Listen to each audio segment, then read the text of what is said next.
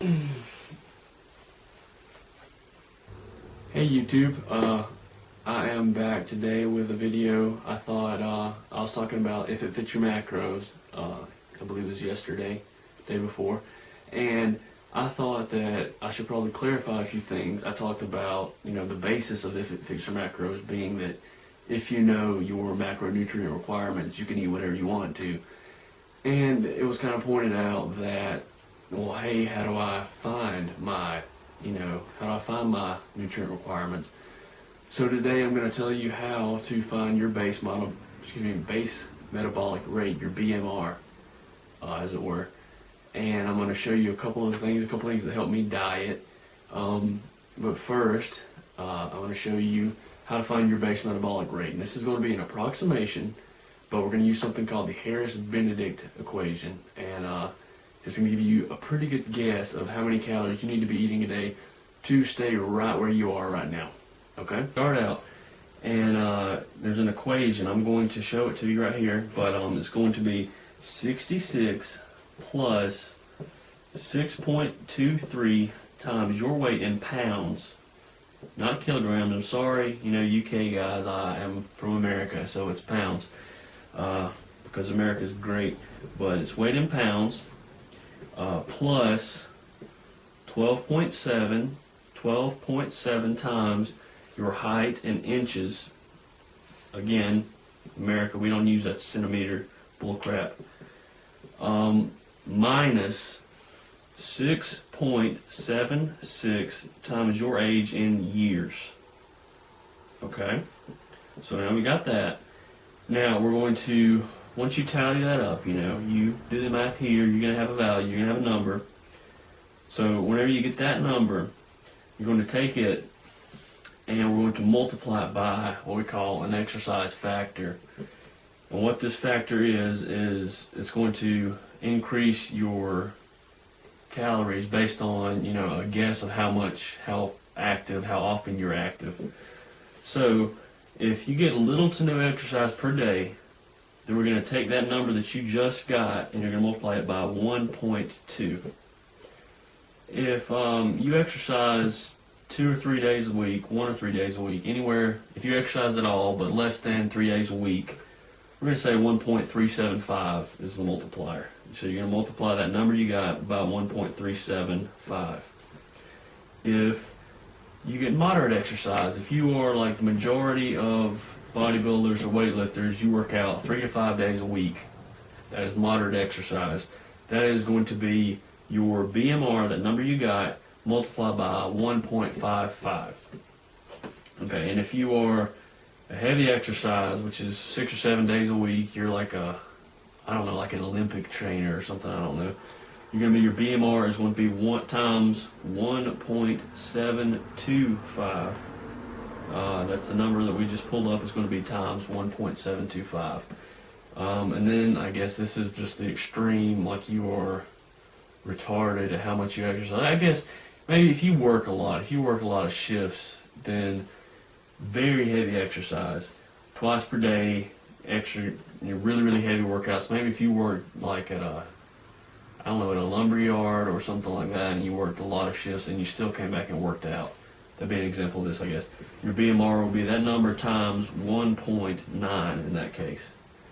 So that'll be 1 times 1.9. Now, whichever category you fall into, you're going to multiply by that number, and that will give you your approximate, like I said, it's an approximation, your approximate base metabolic rate. How many calories you're going to burn in a day by doing what you're normally doing. What that BMR signifies is if you eat that number of calories every day, and you keep doing the same amount of exercise that you are currently doing, you will neither gain weight nor lose weight. You will stay the same. Now, we don't live in a perfect world, so you may gain or you can fluctuate, but that's the theory.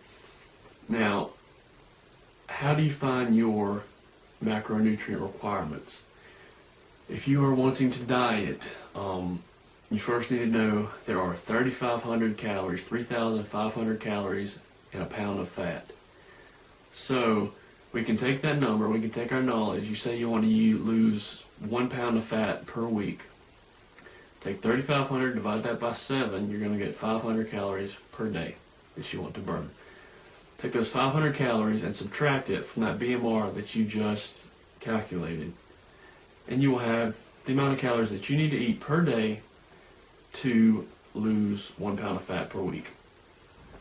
Next up, how to calculate your macronutrient requirements. Now, these are by no means concrete, and these are not, law, but this is what I personally do, and this is the advice that I've been given, so it's what I'm doing, and it certainly won't hurt. I take 1.25 times my body weight in pounds, and that's how much protein I eat per day. Some people say 1 gram per kilogram. I think that's slightly less, but I go 1.25 times my weight in grams of protein. I weigh about 180 pounds. I eat about 225 grams of protein per day. Fat, I eat a little on the low end of fat, but I take 20% of my daily calories, whatever that number you calculated, multiply that by 0.2, and I get that many calories from fat. Then whatever's left, I fill in with carbs. So I am taking in at 2,050 calories.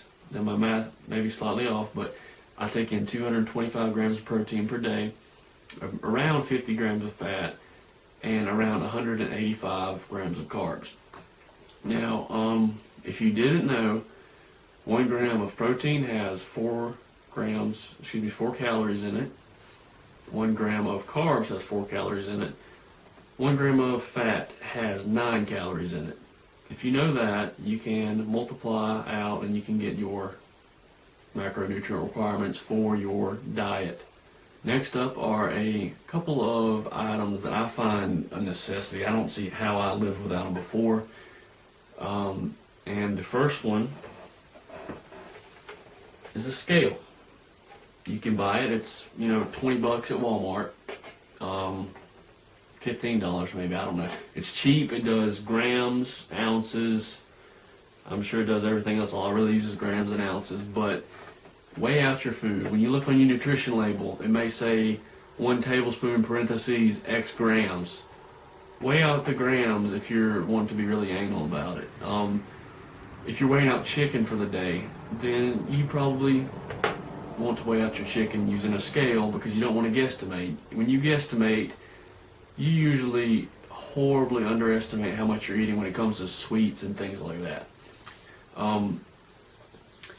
It's useful. I use it basically to weigh everything. When I'm weighing out protein, when I am taking protein powder, I weigh out my protein powder because 1 scoop of my protein powder is 44 grams, but I cannot guarantee that I'm getting 44 grams in that scoop, and I don't want to cheat myself. I don't want to miss out on a couple of grams of protein. It adds up over time, so I really think it's worth investing in a scale. You will definitely benefit from it if you're wanting to take your diet to the next level and get really lean and stay lean. Then it's important. It's important anyway, but it's really important if you want to do that. This page right here, this is the overview of the app, and it's basically, if you see, it's got my calories that I have left in a day. If you look on the right side, you can see the carbs, fat, and protein in percentages on how much I have left there.